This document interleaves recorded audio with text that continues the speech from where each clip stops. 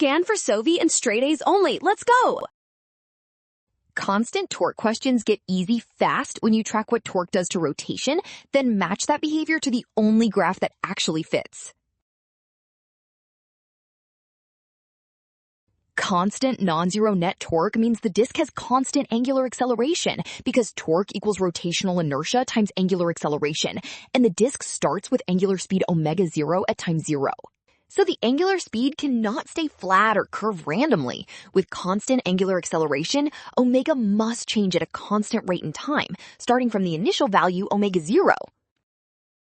That means the correct graph is the straight line omega versus time graph starting at omega 0 when t equals 0. And among these choices, that is option E. Well done! Option C. Scan now, watch signs, and avoid rushing. Trust the given information and check your steps before choosing the graph.